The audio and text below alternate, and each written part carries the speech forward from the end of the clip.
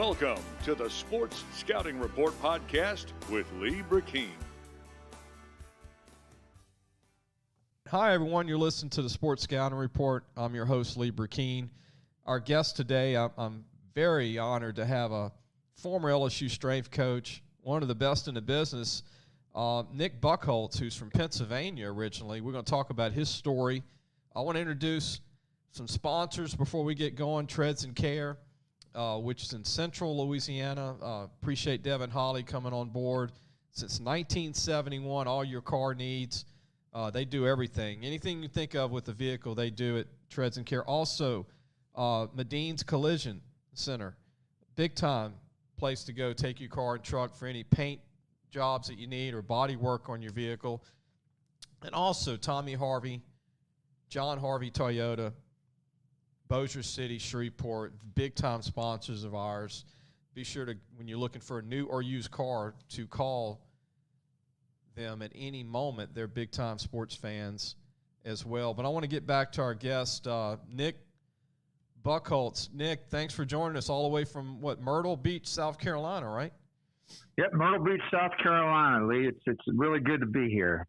Appreciate everything. Before we talk about, I want to introduce you, kind of give people an idea of who you are, like the young listeners, the people under 30 that might not go back to the set. Me and you like to do history on sports. Right. But you were at LSU for 11 years. You were there from 84 to 2000. Yes, I was, Lee. That's a long time in my life. I sure was. And you were at UL in Lafayette, head strength coach at UL. And you're in Myrtle Beach now, but I wanted to tell everybody, before you became a strength coach at LSU, I was told by a good buddy of yours, Joe Abergamo, and Gordy Rush has also mentioned this to some people, because your former roommate, we'll talk about that, but before you became a strength coach at LSU, tell everybody, you came from Pennsylvania, you had no ties to LSU, you had no ties to Baton Rouge, and you walked onto the team. Tell everybody your story of how you got to Louisiana in the first place. Wow. It goes back a long way, Lee. I just, as a strong Christian man, I believe things are meant for a purpose. And I grew up in Pittsburgh, Pennsylvania, and my dad was a football coach. He was a high school football coach. So sports and football in general was a big part of my life. And I don't know if you remember, but I used to watch a lot of time the ABC Game of the Week. Yeah. And it was, you only get a football game once a week. And, right. Chris Schenkel and Bud Wilkinson back then. And it started in December of 1970. I was watching a game. It was a late season game on national television, even came to the Pittsburgh area. Ole Miss was playing LSU, and normally, LSU would play Ole Miss in October, but for some reason the game was in December. Mm-hmm. And they made a big deal about Archie Manning playing in a game with a broken arm. He had a special cast. And the game was in Baton Rouge, and it intrigued me, and I watched the game, and I just saw how the fans in Baton Rouge, it was just unbelievable, and it really gripped me. And since that time, I became an LSU Tiger fan, and I had a friend of mine who was really savvy to football, and he was a great athlete. And on my street, we would play afterwards LSU Tulane. He knew LSU's rival was Tulane, and we'd play football games and everything. And Man. I said to myself, I'm going to be an LSU Tiger one day. And I told everybody, and they looked at me like I was crazy. So, all through my days in high school, I was fortunate to grow up, and my dad coached against Joe Montana. I saw him play in high school. I was just a ball boy, young, at the age of 9 or 10 years old, and I knew Montana would be a great quarterback. We were fortunate to beat his team his senior year, but you just knew a guy like Joe Montana would be a star, and it just drove me to get a scholarship to LSU. That was my goal, and through elementary school, grade school, and high school, I always tell people, I'm going to go to LSU. And they say, LSU, you crazy? And at the time, the University of Pittsburgh started to have good teams with Tony Dorsett and that, but I was still strong on LSU, and I just kept at it, you know. Well, tell everybody how you walked on, because it wasn't easy. You came here as a walk-on, and I heard that you pretty aggressive from what I hear from your former teammates. You had that attitude where you weren't scared at all back then as a kid. No, not at all, Lee. I just relied on my faith. 1983, I was in a junior college in Pittsburgh area, and unfortunately, my senior year in high school, I got injured, so I wasn't able to play. I injured my neck, and a team won the state championship, and so that was really depressing to me, not being able to be part of that. And so I didn't play football for the junior college didn't have a football team. So we're looking at 1983, from 1980 to 83, not playing football. So I came, and from my junior college, my counselor said, "Nick, you can go to college anywhere you want. Where do you want to go to college?" Because I got my grades up, and I just had a big smile and said, "I want to go to LSU." So we applied, and lo and behold, in late December of '83, I get accepted. So I made a commitment. I decided to go. So I did everything, but unfortunately, I forgot to find that I needed a place to live, a dorm. Yeah. And you got to remember, I have not visited LSU. Don't know anybody. Never. Never. Just what I saw on television, my dream.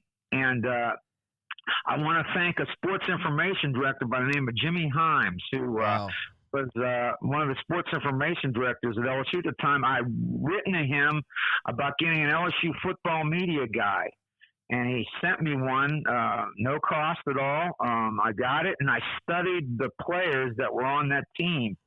And because I knew I was going to go to LSU, so I wanted to know these guys before they knew me. So I studied that media guide, and I looked at guys like Tommy Clapp, Steve Rehage, Jeff Wickersham, all the names, Lifford Hobley and Lance Smith. So I wanted to know them before I got down there. So long story short, come January of 1984, my parents gave me $200. I flew an airplane out for my first time ever, landed in Baton Rouge, did a taxi to go to the campus. One thing is, I don't know where the dorms had closed. I got there in the evening. I had no place to stay. Nick, we had cabs back then in Baton Rouge. We had cabs. There was cabs back then. I had to take a cab, gave them a tip, gone on the campus. I'm looking around. Where am I going to stay at? The registration office is closed. The dorms are really closed. So I asked the guy, and he pointed me to the stadium. So I go to the stadium, and I find the head residency that they were up there. They were open, and a guy felt sorry for me. I had 2 bags in my hand. He said, "You could stay in the stadium for the night. We'll get you a room." And then the first thing in the morning, I wanted to go to the registrations office to find a dorm to stay in. Man, that's determination there, man. Yeah, and so before I went to the dorm the next day, I said, I got to go to the football office. And Bill Arnsparger was just hired, the head coach, and I knew Bill Arnsparger's background. I knew about the 1972 Miami Dolphins, the no-name defense, and he was the genius behind that. And I knew that he had been an NFL coach for the New York Giants, head coach, and it was amazing at the time. I just walked into his office, no security or anything. The secretary said he's in, so I walked in. I said to him, looked at him. He was startled. I said, "Coach, my name is Nick Bucholtz from Pittsburgh, Pennsylvania, and I'm coming in here. I'm going to walk onto your football team." And he looked at me, and he said, "Okay." And then he said, "You need to see Coach Jurgensen, who was the sprint coach at the time. And, all 5'7" and 160 pounds of me." And right after that, he told me when to go. I went straight to get a dorm. They got me a dorm at the Pentagon dormitories at the time. And the next day, I was right there talking to Coach Jorgensen. He told me when they have the workouts, and I was ready to go. Man, I love that story, Nick. I mean, that was determination. I mean, back then, though, you could walk in with the coach. Now you got to get a pass to get through the first 4 doors. But back then, that Man, that's a beautiful story, man. It's amazing the people that come into your life. I had to talk to a guy, Larry Jones, who was in compliance to get all my records. And here, Larry Jones was the head football coach at Florida State, who Bill Parcells was an assistant under him. And Larry was a tough guy. Kept on wanting to know if I had all my records straight and everything. And I got to know Sam Nader, who was in charge of all the walk-ons at the time. And those guys later became very good friends of mine. In fact, Coach Nader's about to retire. One of the nicest gentlemen I've ever met. And I'll tell you what, those guys, Larry Jones and Coach Nader, became big influences and became great friends of mine throughout my time at LSU. Nick, well, we're going to take a break. When we come back, we're going to have more of Nick Bucholtz, former LSU strength coach, former LSU football player from Pittsburgh, Pennsylvania. He's calling in from Myrtle Beach, South Carolina. Nick, we'll come back, talk about Bill Onsbarger and some of the coaches at LSU and some of your teammates you still talk to. I know you still talk to a few of them. And get your thoughts later in the show on this imaging and likeness of these college athletes. What's your thoughts? And if the playoffs expand into 12, if you think that's a good idea, get your opinion on that. We'll be right back. Listen, whatever you're driving right now, Tommy Harvey wants it. Bring it in to Harvey Subaru, Lexus of Shreveport, Bossier City, or John Harvey Toyota. They're paying big bucks for all trades right now. They'll cut you a check right there. Tell them Lee sent you. Welcome back. You listen to the Sports Scouting Report. I'm your host, Lee Brecheen. Our guest is Nick Bucholtz, former LSU strength coach from 1984, was assistant strength coach from 84 to 2000 at LSU, was a football player, came in and walked on from Pittsburgh, Pennsylvania. Those names you were rattling off earlier, Nick, Lance Smith from Kannapolis, North Carolina. You were talking about Lifford Hobley from Byrd High School in Shreveport. Some great players. Jamie Bice, I know you still talk to this day, went to LaGrange and Lake Charles. I know Joe Arbergamo, went to Shaw High School. But there's a lot of guys that you still talk to this day. You mentioned Tommy Clapp, whose son William Clapp's with the Saints now. So, I mean, those are some great names, man, that you were throwing out. You got to realize at the time LSU was coming off of Jerry Stovall's era. 82, they went to the Orange Bowl, right. And 83 was a tough year. But going into 84, Coach Onsbarger inherited. It was a good team. You had freshmen like Joe Arbergamo and Eric Andelsack coming in. And these guys were one of the top high school players in the country. Yeah. And you mentioned Jamie Bice, great athlete. I mean, I'm going into a place where these guys are highly recruited and top athletes in their own right. And here I am walking on with confidence in myself to a program that's one of the tops in the country. And, LSU, people don't realize, but LSU was really well known. It started off, with Billy Cannon, and even before that, Y.A. Tittle, just a tradition. Yeah. And here I am, just a guy coming into these great athletes. And, I remember the first two guys I met at LSU were guys, offensive linemen named Kevin Langford and Ray Brock. And I asked them where Broussard Hall is, and they pointed right where it was at. I was right there, and I said to myself, I'm going to be there one day. Yeah, I'm going to be right with these guys. Yeah, you mentioned Y.A. Tittle, the Marshall, Texas native from East Texas, and currently LSU has a Marshall High School kid, Chasen Hines, who's an offensive guard from Marshall, Texas High School in Texas. Been a lot of good Texas players over the years. Nick, what was your favorite part about Baton Rouge over the years? I mean, as a player and a strength coach, and was it the food? I know people here are nice, but I mean, I lived in Philadelphia, by the way, for a year and a half. And I saw Allegheny on here, the community college. I drove by that place a few times when I was living there. And, I worked in Cheltenham High School where Reggie Jackson went. You familiar with Cheltenham? I'm not familiar with that, Lee. That's more of the Philadelphia side. Yeah. I was in the Pittsburgh side with guys, great quarterbacks in themselves, and Johnny Unitas, Joe Namath, Joe Montana, Dan Marino, Jim Kelly. They've always had, top quarterbacks. Babe Pirelli. It's been known as a quarterbacking town, and I was a quarterback growing up. I was able to throw a football between 60 and 70 yards when I was in 8th grade. So I always was blessed with a great arm. So that was the only position I really know, quarterback, but I knew I was a small guy walking onto an unbelievable great program. We've got that in common. I could throw it about 60, 65, and I wasn't a big guy. My dad was a coach too.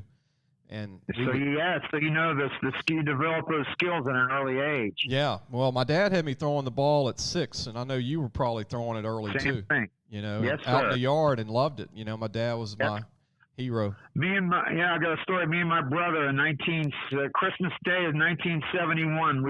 My brother was in Miami Dolphins gear, and I was in Detroit Lions gear, and we did a full scrimmage on Christmas morning out on the yard. And it was fun. Yeah, man, and the big school there now in Pittsburgh, what is Penn Hills? That's one of the big ones. Penn Hills has always been a great school for football. Bill Faneca, who became a top offensive lineman, was one of the Outland candidates and became a pro football for the Lions and the Falcons. And then my high school, Thomas Jefferson High School, won a state championship just this past year. They won like 4 out of the last 5 years. And Harrisburg has produced some great ones, like LeVar Arrington, the kid that just went in the first round this year from Penn State, linebacker. Sure. But the thing, there's always been great players, but the thing that's great about LSU and kids there's so much talent that kids want to go play in the Southeastern Conference because the Southeastern Conference, has the best of the best. Right. And so these kids know about the LSU and all the schools of the SEC. I don't want to name the other schools and give them any credit, but kids will want to play football. That's a lot of the love of the game is big there, and the states like Pennsylvania. Nick, let me ask you this: you were a strength coach for a long time, at LSU and ULL. I still want to say USL, but ULL. Yeah. What's changed in your opinion about the strength training approach as a coach now compared to back in the 80s? A lot it just looks like it's just, I know it's year-round training, but it's just so much now on the plate of strength coach, it seems. Well, when I started, Tim Jorgensen was my strength coach, and even though I was a walk-on, he treated me like I was really a big part of the team. He said, never give up. He instilled in me, don't quit. He was rough on me like anything. And we had these tough workouts, and it was, back then the walk-ons and the players, you'd be in the same groups. And today, now it's more specialized. You have to have a special permission to just even walk on to even be with these guys. Yeah. But it carried over with Tim Jorgensen and to Barry Rubin, who really gave me my first break. Coach Rubin is still in the NFL as a Philadelphia Eagles strength coach, I believe. Yeah. And Coach Rubin gave me a chance, and then I became Coach Rubin's graduate assistant, student assistant. And then the guy who I think was the father of it all was Milton Williams, who was the best strength coach LSU ever had. Wow. And Milt just was unbelievable in his knowledge. He's a former track standout, went to the Olympic trials as a thrower. And he just had so many ideas that he got from his track days, and he installed it in LSU. And he was the big force behind all the great athletic teams at LSU, not just football, but basketball at the time. Yeah. And later baseball. I give Milton Williams, he taught me everything about the knowledge of strength training. And today it's more specialized. Now they're getting away from the dumbbells and the barbells, and they're doing the band training and analytics, and they look at the speed and they break down everything's computerized. Back then there was hardly any computers. I know Milton today used a guy from the computer department named John too that would do all our stats and everything. And I was a stat guy, and I loved to see all the strength stats that we had on the guys and everything. And the combine at the time, the NFL combine was just starting up at the time. But it's gotten so individualized now and computerized. Back then, it was more group.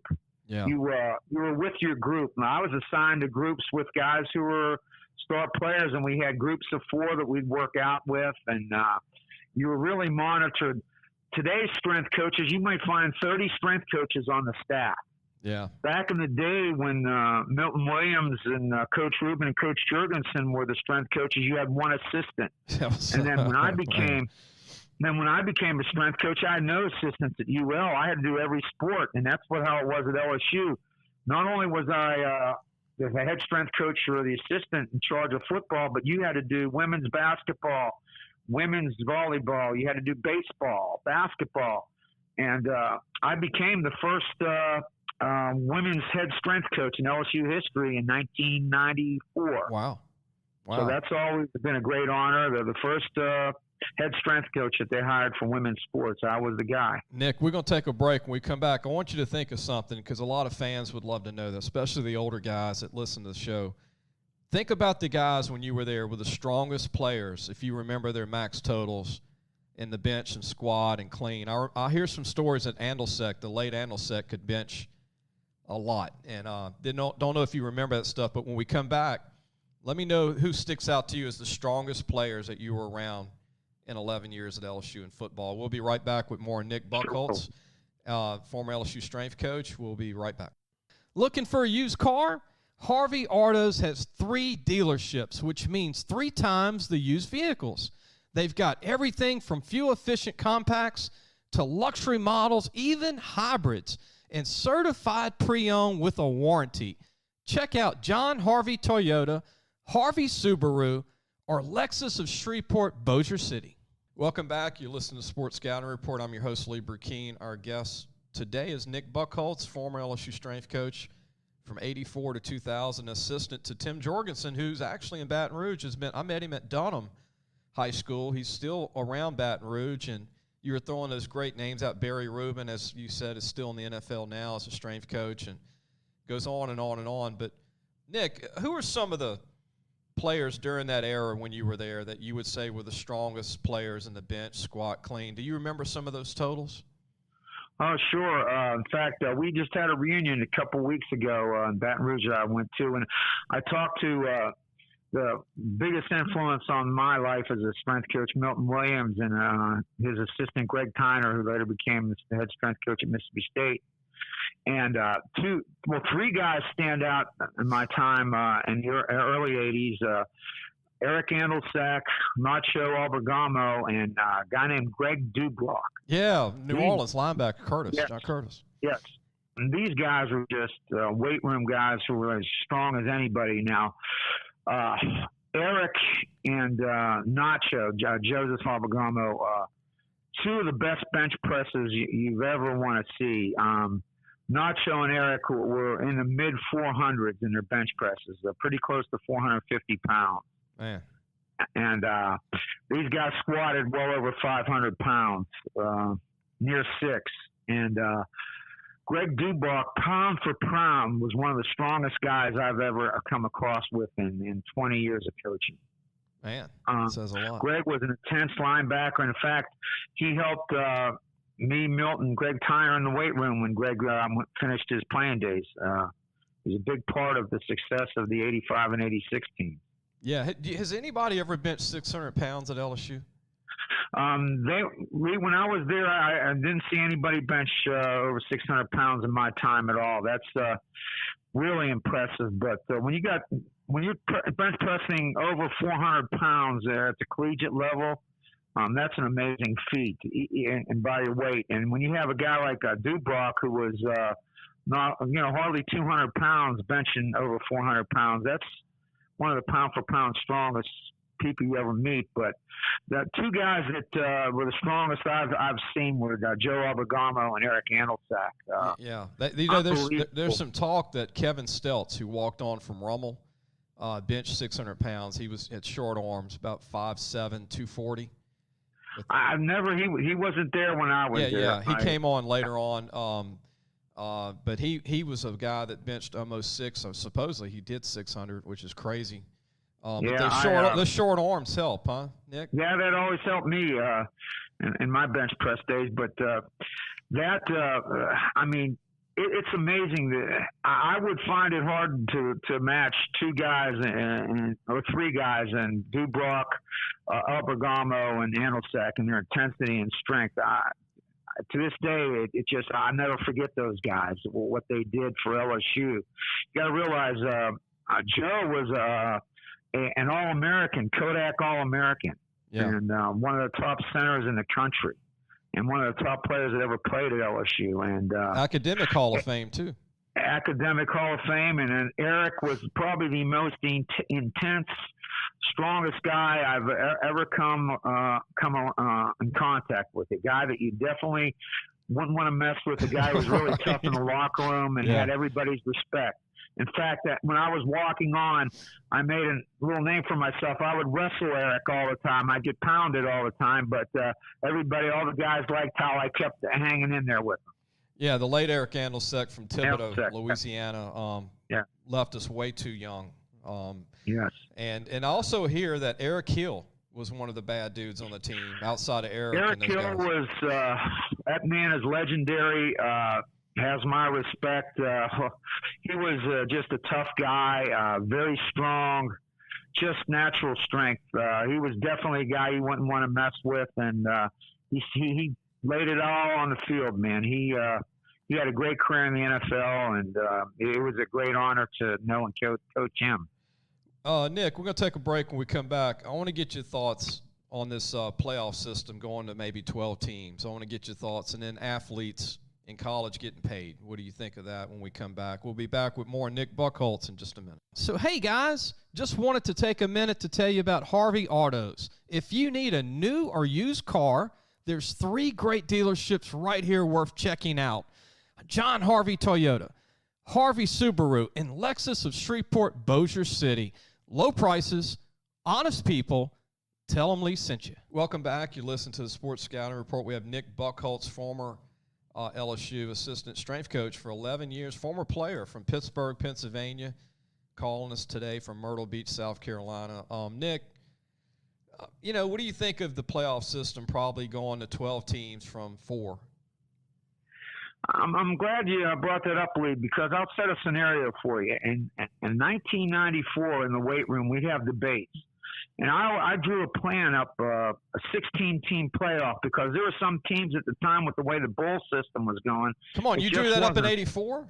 You drew that up in 94. 94, okay, wow, okay. And I talked about the playoff system, drew a playoff system just like they had in NCAA basketball.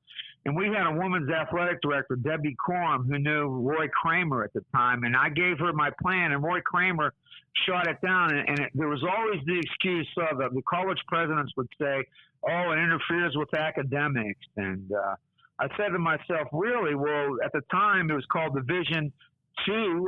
They would have the playoffs. Division 1A, 1AA would have the playoffs, and they had tougher academic institutions than the big schools did. Yeah. But they managed the playoffs. But then I realized that there was a lot of money that was given to the presidents of these universities by the bowl committees, Yeah. And the Bulls made a lot of money from television. But once they found out that the playoff system could make you a lot of money, then we saw a playoff system implemented. Now 12 teams, if you talk about the money, how much money it would make, it will be there. But I really think it should, because there's always a team left out. And they say, well, it takes away from the games and the regular season. But really, that's what sports is all about. You get that underdog story, the March Madness. Everybody fell in love with that. And I was a big college NCAA tournament fan in the early 1970s when UCLA made a run. I watched it religiously. But I think you need to now, because the way that there's a lot of money involved, and I just think it would be great for college football if they did. I think it's the best thing for the SEC West, because Saban, you got to beat Alabama to go to the playoffs in the past. Now you don't have to beat Alabama to go to the playoffs. Look at the schedule any SEC team plays. You're going to play a tough team like Alabama and these other teams. You're going to lose 3 games. And does that knock you out of a playoff when these other, the other conferences aren't as tough? I say I still stick with my plan. If you got 16 conferences and you have the Sun Belt and all these other, they want to get in with the big boys, have them just like seeded like number 16 and play against the number 1 seed in the first round, and you could play them at home or neutral sites as the bowl games. I say you do it because, I mean, what is college football about? It's about the dream of the underdog trying to make it to the big time. So I say that's my plan in 1994 would stick with today. I like that 16-game plan, 16 teams, because you got 16 really good bowl games. You can get rid of the rest of them, right? Yeah, and you can keep the real good 16 bowl games because we don't need 50 bowl games anymore. I mean, everybody, there's people, I've talked to people say, well, I love the bowl games. But really, if you go look on television, you look at there's nobody in the stands for those games. And there's just, I don't think a 6-6 team should go to a bowl game. I'm with you on that. I know they say, well, it's for practice. Well, then how about this idea? If you win 6 games, you get to practice. Right. You get to practice in December. Instead of going to a bowl game, they want to practice. If you win 6, you practice. What do you think of the college athletes getting paid now with their image and likeness and all that stuff? What do you think of that? Well, there's, this is my opinion, my personal opinion, not fact, but right. Being a kid that came from nothing, I really think they should. I mean, it's kind of weird seeing your name and image being shown on all these games and everything, on these games that they play, and commercials and all that. Commercials and all that, and you're not getting anything compensated, and they're making big money on it. People would say, well, they get paid room and board, but really, how much money they put in the university, college football has become a big business. It's actually probably bigger than the NFL with the money they make. It's only right that these kids get compensated for that. I just think they need about 12 booklets of rules, though, Nick, because it's going to be one of those trial and error first year goes. There's going to be some stuff they're going to have to figure out. How do you monitor it? I mean, how do you? How does one school get so much money? How do these guys get paid, and compared to a Sun Belt school, to an SEC school? And how do you keep the whole team happy if 40 kids get no money? Yeah, that's the thing, and you got to be baby steps. But the NCAA can figure it out. Whereas they always punish one smaller school, and the bigger schools that get away, it seems like, with some of these crimes.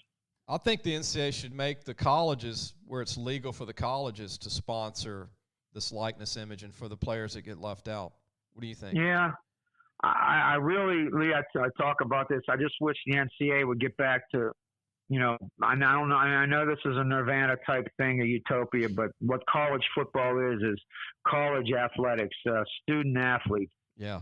If they get back to the day, but then, it's just, just the college basketball. To me, it's the game I first loved, and it's turned into just the one and done. I don't hardly watch it anymore. It's a tough game to watch. It's just became a minor league of the NBA. The NFL is college football going to be a minor league to the NFL? I hope not. I hope not either. Yeah, Nick, let me ask you this. Some quick questions for you before we go. Your favorite MLB team since you've been a child? Well, I'm a big Philadelphia Phillies fan, and they say, why Philadelphia growing up in Pittsburgh, Pennsylvania? Well, there was a guy named Dick Allen. He was a Philadelphia Philly, and I went to a Pittsburgh Pirate game at the old Forbes Field as a 6-year-old kid.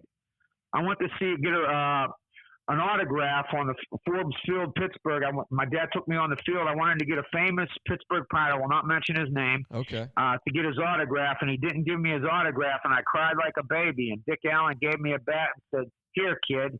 I became a Philadelphia Phillies fan ever since. Hey, I'm a big Mike Schmidt fan and Steve Carlton. Mike Schmidt was, to me, the greatest third baseman of all time. Wasn't he a great man? His home run power, everything. I love Mike Schmidt. I love the Philadelphia Phillies. Still follow them to this day.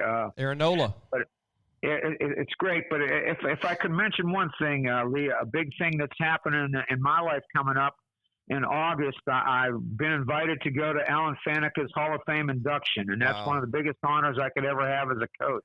That's being invited by Alan to represent him at LSU. And Alan, and going back in time, and when we lost Alan, when Alan came out early in the NFL draft in '98, everybody thought it would be Kevin Falk that we would miss if he would leave, but it was Alan Faneca who we missed the most, because if you look at it, after he left early, 1998 and 99, we had bad seasons. And Alan was from Houston, Texas, but originally from New Orleans, went to John Curtis early on, as you know. That's right. And that's right. And I got to know Alan his dad and mom. But, well, here's the deal. Let me ask you this. The smartest player I've ever been around. The smartest player I've ever been around. People always want to know, Alan, watching him in practice. I used to go to practices there at the time and still do. But he came – the day one he was on campus – he was just so strong. I mean, was that natural strength? I mean, he was just such a natural, strong kid. He bench pressed way over 400 pounds. Strong, smart. I mean, he just was ahead of his time as a freshman. I mean, you just knew this guy was going to be great. Yeah. I mean, he was already well mature at his age. Yeah, I mean, he was just a thumper. And the players just were in awe of him. He had everybody's respect in the locker room, and his teammates' respect. He was that guy. He was that type of guy, leader. And we really lost a lot when he went out early in the NFL draft. That really hurt our team. Nick, what's crazy is LSU wasn't, as you know, winning at that time a lot when they signed him, and he chose LSU over a lot of good schools. I mean, it was a destiny deal, him being from Louisiana, originally New Orleans. Yes, I did. And that was, he was a Curly Hallman recruit, and he played for DiNardo, but he was brought in by Curly's staff, and he just he's legendary. And in fact, he's the first Hall of Famer that I've ever coached and been around at LSU football, the first guy. Kevin Mawai. Yeah. I take that back. Kevin and I had the pleasure of coaching Kevin. And I was a personal trainer for his wife. But Leesville. Kevin and Alan, two guys that I was there at LSU during their freshman time when they first got there till they finished, and two Hall of Famers. Yeah, started at John Curtis and transferred to Lamar Consulate, in Houston, Texas. Yeah. Rosenberg. Yeah. But Nick, I appreciate tell everybody the date, because I got to even be reminded for the Hall of Fame. When do they actually do that? Alan will be inducted on Sunday, August the 8th. Wow. I bet you're going to enjoy that, man. That's going to be great. I'll enjoy that. And this year it's different because the 2020 class is going to be inducted on that Saturday night. Yeah. Because they didn't have a Hall of Fame induction last year due to the pandemic. So it's like a double for you. You get to see two. Yes, it's a double. So Saturday and Sunday. And Alan will be inducted the same time as Peyton Manning, a New Orleans guy. Yeah, and you're going to get to see. My LSU roots go back to watching his dad play for Ole Miss. Yeah, and that game that I talked about. You're going to get to see 12 inductees for 2 years. I'm very, very honored, and it's LSU will be represented pretty well there, and LSU fans realize how great of a university and a school it is. When we won the national championship 2 years ago, that's all everybody talked to. I went with Jack Marucci, the LSU head of sports medicine, and Jack's a big baseball fan, and we went to the spring training 2 years ago before the pandemic hit, and every team in Florida, all those players asked about LSU football. That's the first thing they asked about. Wow. LSU football. So LSU football is probably one of the most recognizable names in college athletics. Nick, before we go, tell everybody what you're doing now. I know that Kevin Franklin, former LSU Tiger, works for the YMCA here in Baton Rouge, and you are also with the YMCA in Myrtle Beach, South Carolina. I noticed you were in Pittsburgh with the YMCA first. Yes, I started when I was going to grad school, and in the summers I didn't stay in Baton Rouge. I would work at the Pittsburgh YMCA and come back to Baton Rouge. But YMCA has been a big part of my life. I'm at the Myrtle Beach YMCA under the direction of Ryan Finney, the CEO, and Mark McCauley, our fitness director. Wellness director. Those are great guys to be working with, and it's just a great thing to be a part of the YMCA and see young kids and people just working out, and it's good to stay back with the weight training and everything to still stay in it. But my dream is still to one day get back to the place I love, and that's LSU, my alma mater. And I really miss being involved in college athletics and hopefully, you never say never. I'm still a young man, and one day I would love to be back at my alma mater. You're still young, and look, we put it out there. I'm glad you did put it out there because a lot of LSU fans hear this, and I'm sure they'd love to have you back. We'd love to have you back in Baton Rouge somehow. But Nick, man, any final thoughts about anything else you want to mention or promote or anything? Well, Lee, I just mentioned this to you. I came down to LSU as a 20-year-old young kid who didn't know much, came from Pittsburgh, Pennsylvania, and was older than most of the guys when I got there. In fact, Lance Smith thought I was a coach when I first got to Walk-On. But I left LSU when I was 38 years old. Wow. And finally got my dream, became a head strength coach at University of Lafayette. Got out of the business at age 44.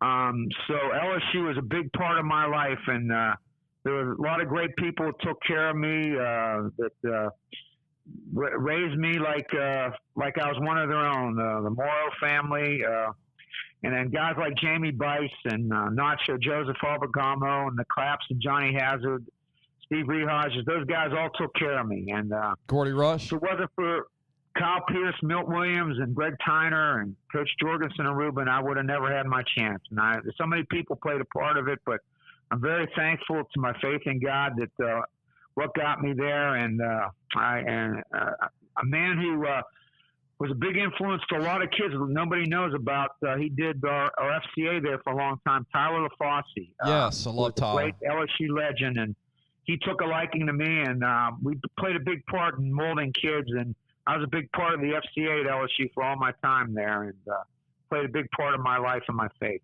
Well, Nick, appreciate you taking the time to come on all the way from Myrtle Beach, South Carolina, man. Enjoyed having you, and look, you inspired kids by telling your story. You give hope to guys that want to walk on. I tell this story to a lot of kids all the time. Don't be scared to walk into a football office, and especially if you're going to enroll in school, and say, look, give me a shot.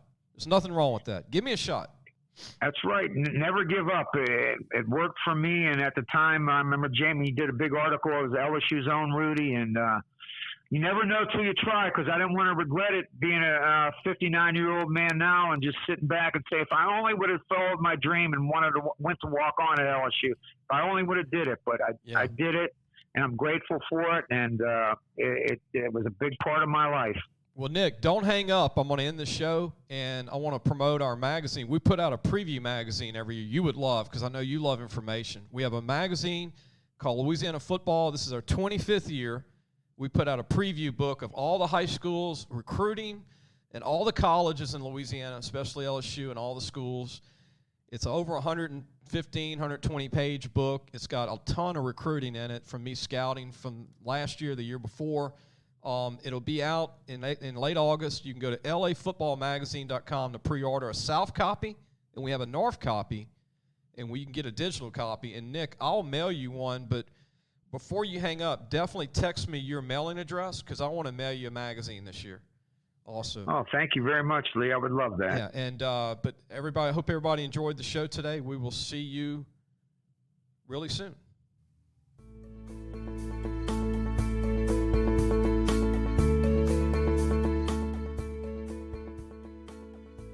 Thanks for listening to the Sports Scouting Report podcast with Lee Brecheen.